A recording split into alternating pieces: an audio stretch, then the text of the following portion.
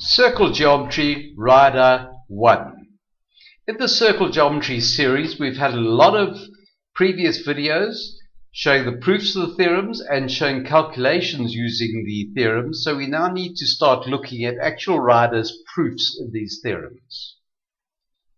I refer you back to the last video in the series prior to this, which is Circle Geometry Strategies, and that involves how we go about thinking through to prove geometry riders. It's at that address. I would suggest you look at that first because this is referring to that very one. So here are the steps in that video. When doing geometric riders or proofs, first we'll know the theorems. That's 100%. You can't argue that one. Don't wait for the geometry to come to you. Don't sit and look at it and say, right now, why is the case? You need to ask yourself questions. Start with what you're finding or proving. So go to what you're proving. Don't start drawing all sorts of things equal in the diagram. You're going to turn it into a Christmas tree, which is nothing but confusing. If proving two angles equal, take one of them and find what it is equal to or what it combines with. Maybe it's equal to another angle, or maybe it combines with angles in a triangle, which can allow you to use the sum of angles of the triangle to prove it equal to another one. If proving something about lines or shapes, ask if it was so. What if it is so? If you try to prove lines parallel, say, what if they were parallel? Oh, these two angles would be equal because they're alternate. Or trying to prove a cyclic quadrilateral, say, well, what if it was cyclic? Well, this angle would equal that by exterior angle cyclic quad, and so on. So let's use this strategy in the first rider. There's the diagram. There's all the information. I don't suggest that you have to go through all the information carefully. The main thing is to check that these longer lines are straight lines, which is implied when it says they are produced. And you need to check if there's any information not given in the diagram. Like, for example, where parallel lines there, if those weren't drawn, you'd need to pick up the fact that they're parallel there. Right, so now prove that FDGE is a cyclic quadrilateral.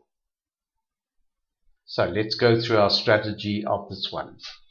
So there's FDGE, and by our strategy, if proving something out lines or shapes, ask what if it is so. So I'm asking, I'm thinking, and I'm saying, what if it is so?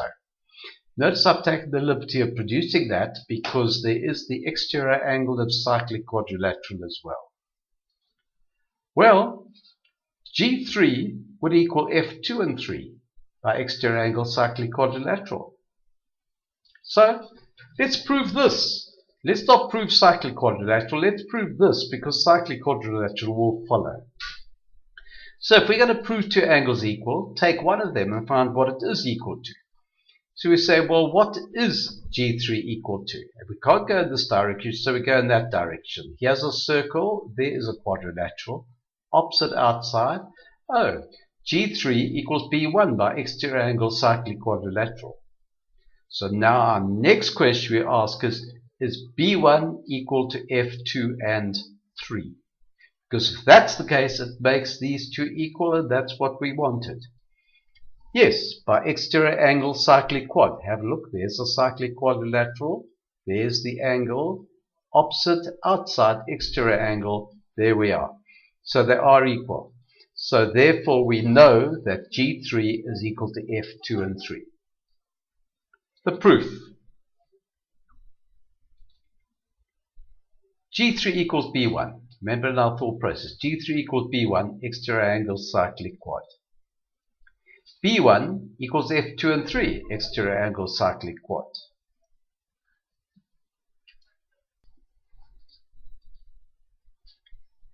Therefore, G3 is equal to F2 and 3. This is equal to that, which is equal to that. Therefore, G3 equals F2 and 3.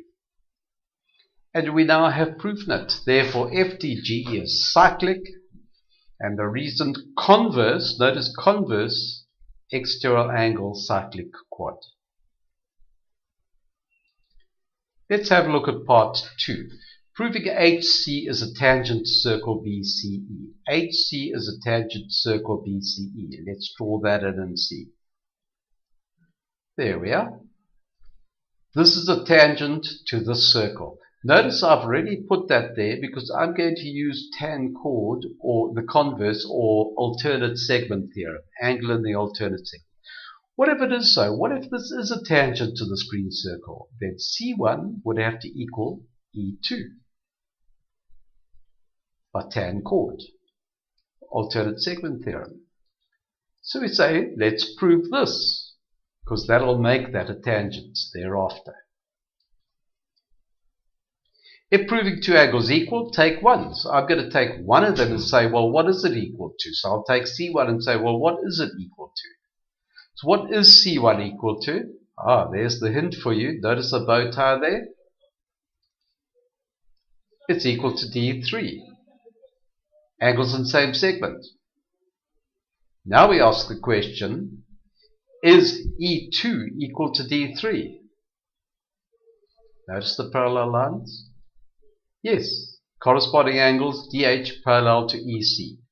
So now we have that, and that all equal, and that's what I needed. So C1 is equal to E3. So, my proof. C1 equals D3, angles in same segment.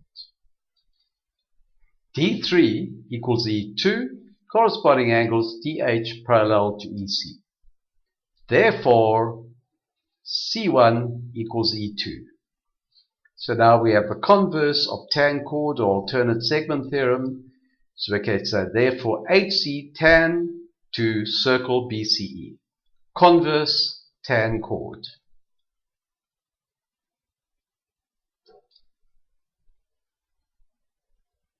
So now the third part we have to prove F3 equal to B2, to S2.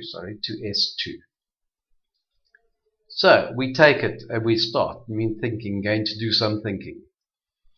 If two angles are equal, take one and find what it is equal to or combines with. So, what is F3 equal to? What is F3 equal to? Well, it's equal to D3. Notice here's a bow tie.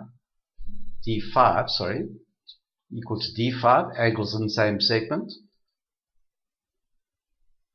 What is S2 equal to? Is S2 equal to D5? Well, there's no clear reason why. So let's go to the other side. What is S2 equal to? Well, it's equal to S4, vertically opposite angles, and it's equal to C2, corresponding angles, parallel lines. But those aren't useful either in terms of trying to get here. Be very careful. This is not the exterior angle of the cyclic quad. Hey? Some people make that mistake. So I'm going to look for combinations now. I need these two equal to one another. So in fact, in those two triangles there, I have B2, G1, D3, E2, and S2, D5. And have a look at this. B2 is equal to G1. Can you see the reason? Exterior angle cyclic quad. We have D3 equal to E2. We've already proven it. Corresponding angles. And therefore, by subangles of triangle, S2 must equal D5. So let's do our proof. G1 and 2. So G1 and 2 is equal to B2. Now I'm going backwards back in my thought process really, you see. D3 equals E2, corresponding angles. So therefore, S2 is equal to D5 by angle sum triangle. In these two triangles I marked out earlier. We have that angle equal to this angle. We have that angle there equal to this angle. So what's left must equal what's left. But F3 equals D5 angles in the same segment. Remember, we proved that this is a cyclic quadrilateral in part 1. So therefore, F3 equals S2. And it's proven.